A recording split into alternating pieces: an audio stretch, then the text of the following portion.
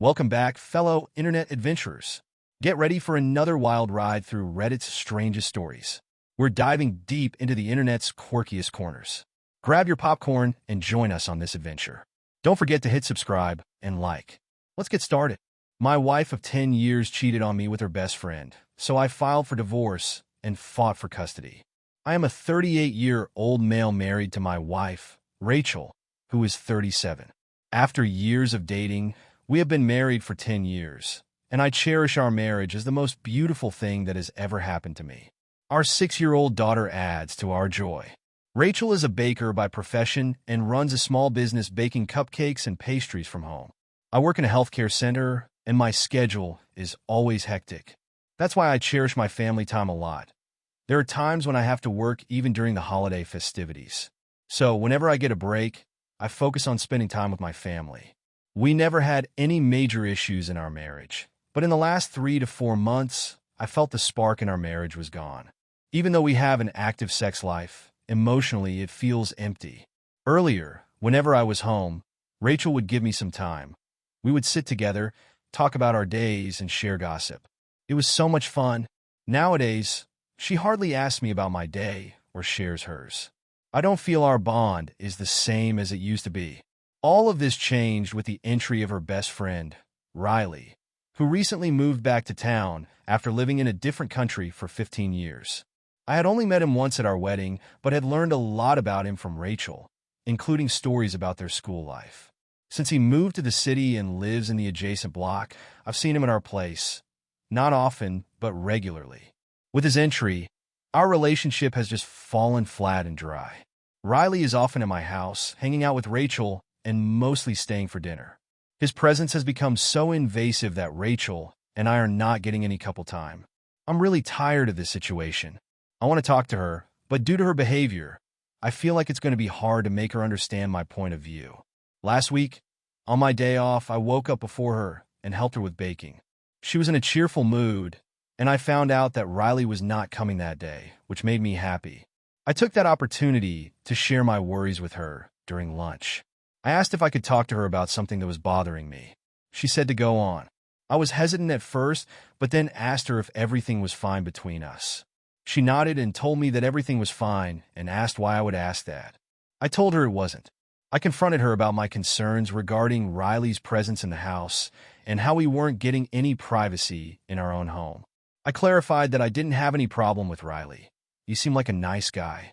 I was just trying to express that I wanted to spend our dinner time and leisure time with my wife and daughter without any outsiders. She listened carefully but got offended when I called Riley an outsider. She said Riley was not an outsider and that she had known him long before I came into her life. She argued that since Riley lives alone, what was wrong with him spending time with us and having dinner with us? She said he didn't eat free meals. He often brings groceries on his way. The conversation wasn't going in the direction I wanted, so I stepped back. She said she would ensure that I wouldn't feel neglected in the relationship, but I should also understand that Riley was her close friend who was just catching up with her after being away for so many years. There was no reason to feel insecure about it. Honestly, I didn't feel good about everything. The conversation was not reassuring at all, and I was really frustrated by how she prioritized his feelings over mine. I left the table to cool down, and there I saw Riley walking toward my house. Though I didn't want to see him at that moment, I faked a smile and escorted him inside. The moment Rachel saw Riley, her face lit up, and she hugged him as if she hadn't seen him in years. She asked him to settle down and served him lunch, even though he didn't ask for it. It felt so weird to see him like that, and I was losing control over my emotions. I went to the table and started making small talk with him. I sarcastically told him that he should learn how to cook now that he lives alone. He got uncomfortable and hesitantly responded, "Yeah." Rachel gave me a dead stare. Oh boy, I knew I was in trouble. After Riley left, she blasted me for embarrassing him. She called me all sorts of names: inconsiderate, insensitive, insecure, and more. She was so quick to say I was accusing her of cheating, and I stood there in shock. I told her that I was uncomfortable with him spending so much time at our house, and that he always shows up for dinner, which is our family time. I was not accusing her of cheating at all. When she had nothing else to say, She stormed out of the conversation and locked herself in the room. I was so annoyed. After a hectic week, I looked forward to spending quality time with my family, but Rachel showed no chill, sulking the whole day. I was so frustrated, and then Riley appeared again during dinner. We sat down, and Rachel was once again in a cheerful mood, giggling and talking to him. I felt non-existent in my own house in front of my own family. He was complimenting her and looking at me for affirmation. I nodded and smiled. What else could I do? He told her she had become a lot hotter with age, and that maturity had blessed her gorgeously. He was over the moon, describing how he was head over heels for her during his college years. He said he liked her black straight hair and not the blonde. He asked me what I thought of her hair. I said, I find her beautiful in every way. It doesn't matter if she leaves it blonde or dyes it black. She's always gorgeous. I kissed her hand, but she got awkward and got up from the table, saying she needed to get something from the kitchen. Riley also fell silent after that. After he left, Rachel gave me a look. I was confused. She asked me if I was done embarrassing her. I didn't know that confessing my affection and kissing my wife's hand in front of her best friend was embarrassing to her. I mean, what kind of twisted logic was that? She said I had deliberately put down her best friend. Wait, what? How the hell does this even make sense? She picked up a bowl with the intention of smashing it, but then walked out of the living room. After a while, she came back to the room, trying to apologize, but I was done for the day. I tried to avoid the conversation, but she insisted we talk again. I needed a few peaceful hours before heading into the next week. I wanted some alone time, but she wanted to gaslight the situation. I just walked out of the house, saying I needed some fresh air. I took my car and drove off. I came back around 1 a.m., thinking she would have dozed off, but I heard her giggling on the phone. She immediately hung up and curled up inside the blanket when she saw me. I asked her who she was talking to, and she said a regular customer had called in to place an order. Really? A customer was calling her late at night? She jumped to the conclusion that I was assuming it was Riley. Of course I was, but I didn't respond and went to bed. She hugged me from behind, apologizing for her behavior again, and told me that she said that on purpose to tease me. While kissing me, she touched me, and things heated up between us. After sex, she popped some birth control pills. I asked her if she wasn't up for a second child. Our daughter is sick, and I wanted to have 2 kids, so it seemed like the right time to plan for the next one. She gave me a disgusted look, saying she didn't want to ruin her body anymore, and that looking after our daughter was already so hectic due to her allergic asthma. Our daughter was born with allergic asthma. She needs extensive care and a bunch of do's and don'ts. I understand our daughter needs special care, but as parents, we cannot be mean to her and say such awful things about her. She rolled her eyes and said it was she who was taking care of our daughter while I was barely available after work, so I shouldn't comment. She wasn't the Rachel I married. The weekend ended awfully. The next day, I called Rachel about something, but she didn't respond. It made me anxious, though there was no reason to worry. It's normal for people not to respond. I realized my overthinking was making me anxious. In the back of my mind, I always thought she was with him, and that's why she wasn't responding. It was getting obnoxious for me. I came back in the evening, and Rachel surprised me with her new look. She had colored her hair jet black. Riley commented the last day that she looked better with black hair, and the next day she did that. What else was I supposed to think? I asked her if Riley had come over, and she said no, but I saw leftover coconut cookies in the kitchen, which had to be for Riley. I remembered she told me she used to bake his favorite coconut cookies for him during college. Both my daughter and I don't like them, so it was definitely for him. Anyway, I couldn't stop thinking about how Riley would have been head over heels seeing Rachel with black hair. I asked her how Riley reacted to her hair color. She said he hadn't seen it yet, and that she had colored her hair for me. Yet another lie. For the last 10 years, she's been telling everyone how she loves her blonde look, and now she changed it all of a sudden based on one comment. No doubt she looked gorgeous with black hair too, but it wasn't her choice. She did it because her best friend liked it that way. I'm not jumping to the conclusion that she's cheating on me. We've been married for 10 years. She is the mother of my daughter, and she's the one taking care of our daughter full time. I can never accuse her of something out of thin air, but these subtle things are bothering me. I don't want to be delusional and sweep it under the rug until it blows up. I mean, it is suspicious that suddenly Riley says he likes her black hair, and then she goes and colors it. I get that he comes over for dinner every now and then, but at what point can you take social cues and feel like you're imposing on a family?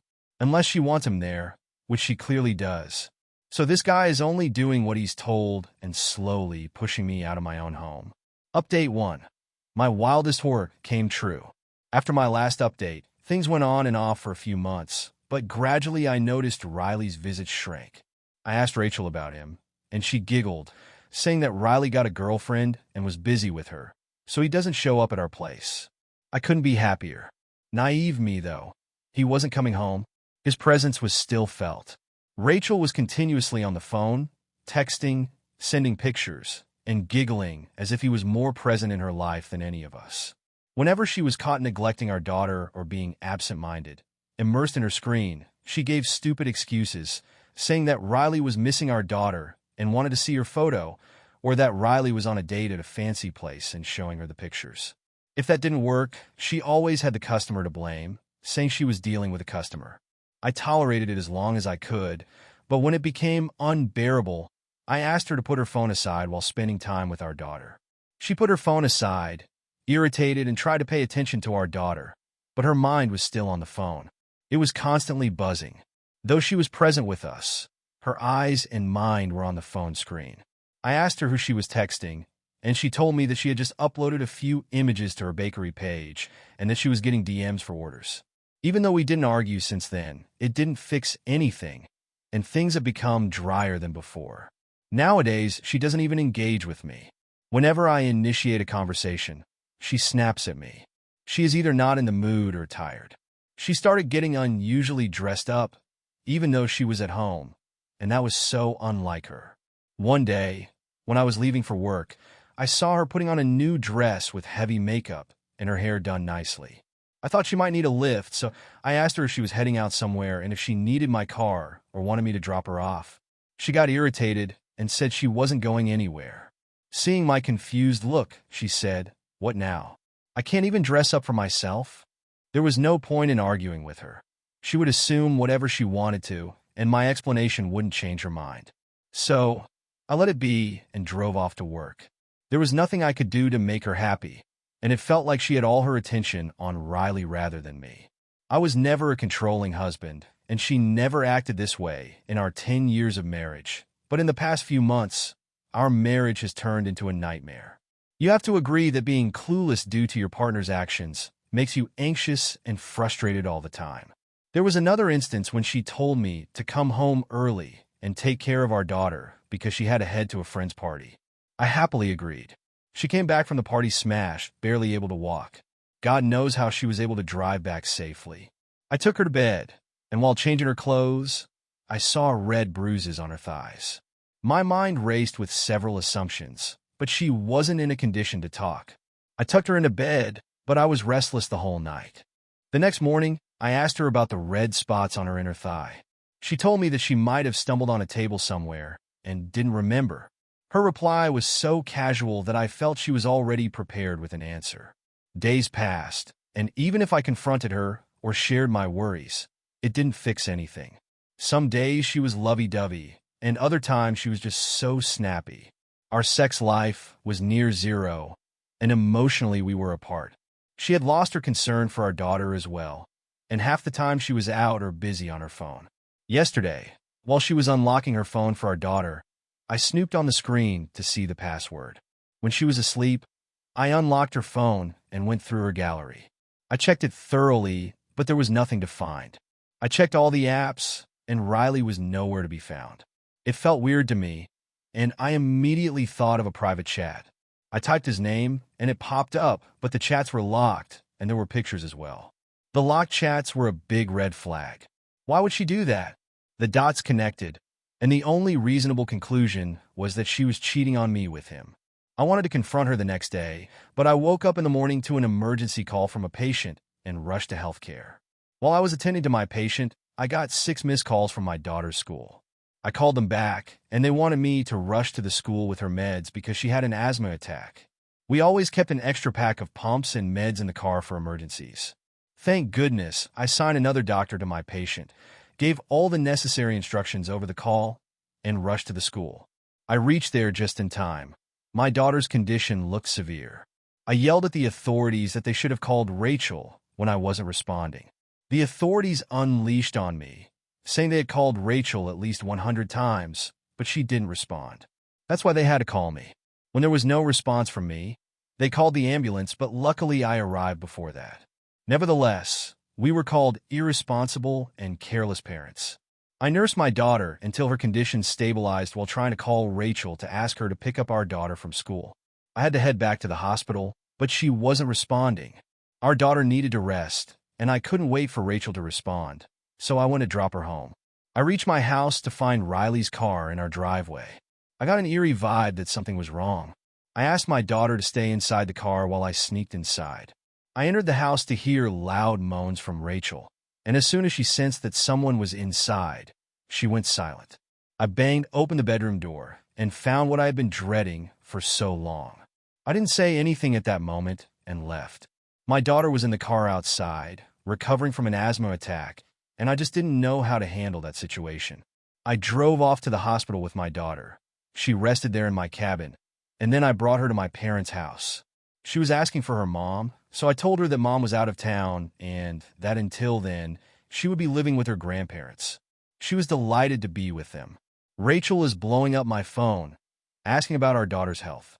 I'm assuming she called the school and found out about the asthma attack. I've also asked my lawyer to prepare divorce papers. I don't want to think twice about it. I'm done with her foul behavior. Music plays. That's a parent's worst nightmare. I'm so sorry, OP. I can't imagine how scary that was for you and your daughter. Such careless behavior on her part towards your child with medical needs, and then to confirm your wife's infidelity shortly after. She's an absolute fool. Thank goodness you were able to leave work and tend to your daughter. Your wife's fantasy world is completely getting out of hand, and she's losing sight of what matters most, your daughter. Update 2. Hello everyone. Sorry for the late update. I was busy with the divorce process and finally got rid of her.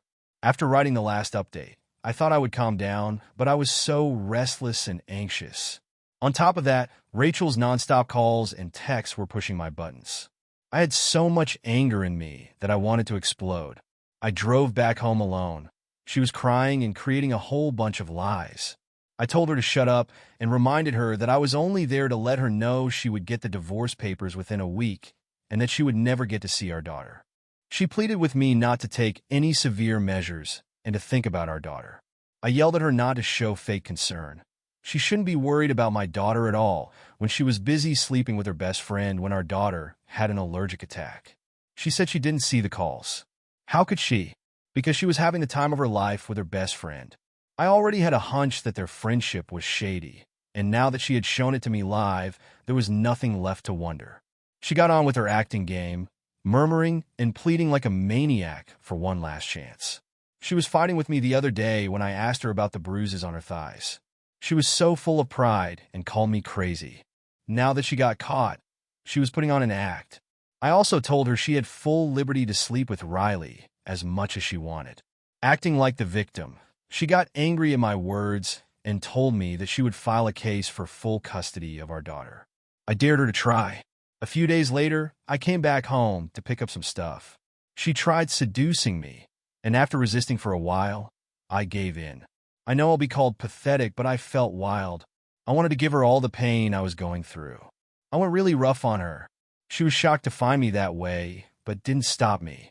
After we were done, she asked me if I was going to stop the divorce process, and I told her no. She gave me a defeated look and said I used her. I didn't use her. She was stupid to think she could bribe me with sex because nothing could have stopped me from divorcing her. The divorce papers reached her after 10 to 12 days. Her parents tried to settle things, but it didn't work out. She filed for complete custody of our daughter to cut me off, but the school authorities testified about Rachel's irresponsibility, how she was absent and didn't respond to their calls during an emergency, and that I was the one who came, albeit late. Rachel was also missing the parent-teacher meetings, while I was the one who showed up. I got custody of my daughter, and Rachel was allowed to meet her on the weekends. After the divorce, Rachel became much softer with our daughter and more present. If she had acted that way back then, things might have gone better for us, but she acted like a complete bee, and she deserved it. I never heard from Riley after that, and as for me, I'm busy taking care of my daughter and enjoying my time with my parents. What more can I ask for? Anyways, goodbye for now. Be sure to like, subscribe, and hit that notification bell.